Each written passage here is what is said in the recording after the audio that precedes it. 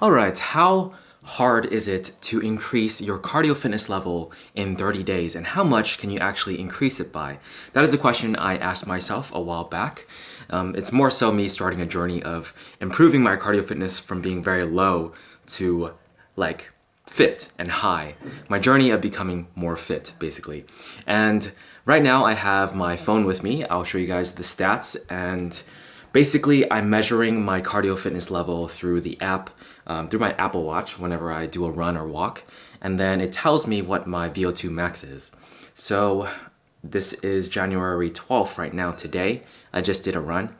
And this is December 13 when I did probably another run. So 32.7 is my VO2 max right about 30 days ago.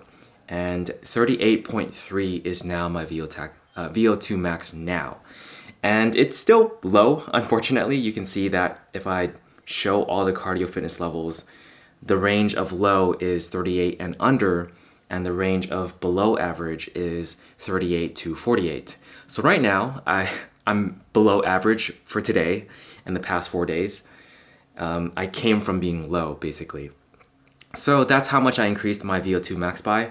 I remember reading somewhere that it said you can increase your VO2 max by about 10% in about a month, so 30 days.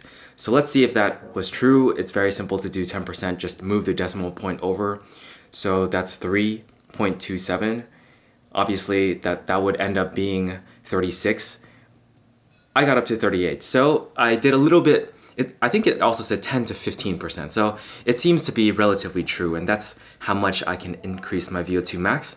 What I did now, I guess the routine that I can tell you guys, is I basically just ran an average of about 3 days a week. And that was mostly it.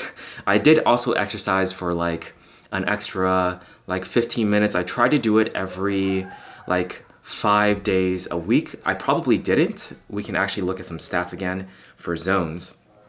So Zones right here is the app that I'm using to keep track of my exercise, and right now you can see that this week was the weakest. This was week 4. Let's start from week 1 actually.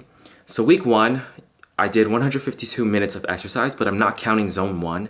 So if you completely subtract zone 1, I did 100 minutes of exercise basically. Very little, honestly. And then week 2, I did, let's just do the quick math, 122 total minutes, and then subtract zone 1. I did 111 minutes of exercise, like active exercise. I call it active exercise. And then we have 143 subtracted by 15. Let's just make it simpler and subtract 13. So we have 130 minutes, or I guess if we want to be exact, 128 minutes of active exercise for the 3rd week. We are on an upward slope, and then week 4 happened. 94 minutes total, subtract by 28. Let's make it simpler again. So about 64 minutes or 66 minutes if we want to be exact. Okay, that's not good, honestly. My last week was really, really weak. And the reason for that was because my lower back was like killing me. And the reason for that was because on week 2 or 3, I did some HIIT exercises where I was jumping a lot. And despite the fact that I've done gymnastics in the past, like legit backflips and tumbling was the main thing for gymnastics, I guess I just hurt my back and my back felt really, really tight for this whole week basically. So I've just been trying to take it easy. The longevity of this like challenge, because I'm planning on doing this for like years, right? Increasing it to where I'm in the very fit zone, not just above average, but like very fit for the cardio fitness level. So I want to make sure I'm not like pushing myself super hard and hurting myself in the 30 days and actually going way past that. So a good way to actually tell, like this is probably the most vital lesson I learned in this 30-day period, but this app right here, Fit IV, it's not a free app, but right now I can access certain information because of a glitch, I guess. But right here, it's a training summary, right? And we can see that it says overreaching. It basically tells me like how sustainable my training is. And in this 30-day period, you can see that I'm way above the optimal area. That's because I guess they're measuring like the zones For zone 5 anaerobic, I'm spending 11% there, high aerobic 21%. In the past, the percentages were much higher, and I did low aerobic zone 2 to 3 like much less.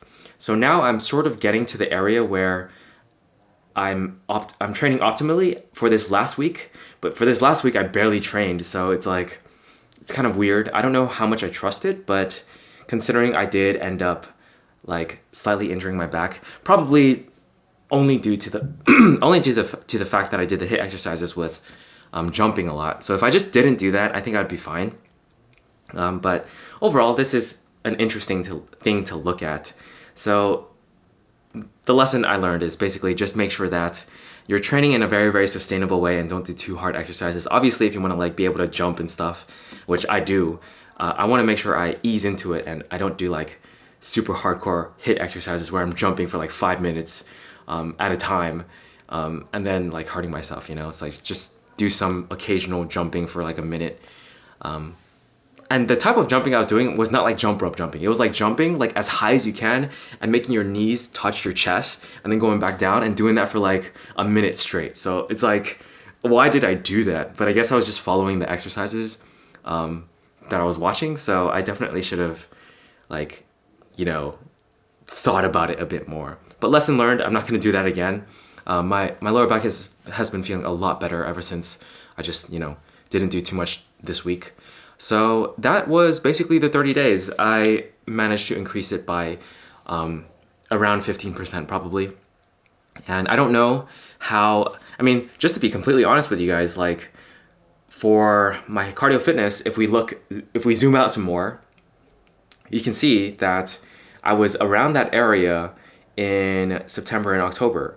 So I basically just got really low in November and increased it again.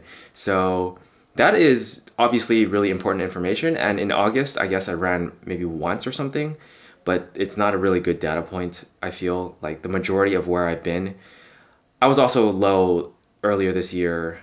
So it kind of fluctuates between being around 33 and 40 for me. But I mean, I was even at 30 at some points, but this was like last year. But you can see my whole history, and I've been fluctuating between these two levels for a while now. So obviously that's very important information. But it's not as if like I was always high, got low for 1 month, and then I got higher again. It's more so like I've been low and high on occasion, and I always like stop and start and stop and start. So this is just me starting again. And this time I'm going to make it consistent. Like this time we're gonna break the barrier of my all-time high. And I guess we can include the fluke right here of 42.8. If I can pass that VO2 max number in, let's say, the next 30 days, I'll be very happy, because let's say we're at 38.5 right now. We do the 10%, move the decimal point over, that'll be 3.85. Let's just call that 4. So if we can increase it by 4, then we'll get to 42. And that is the test of the next 30 days. It's gonna be far more important than the initial 30 days. The initial 30 days is just like getting started and trying to be consistent. And obviously running 3 times a week is not that hard.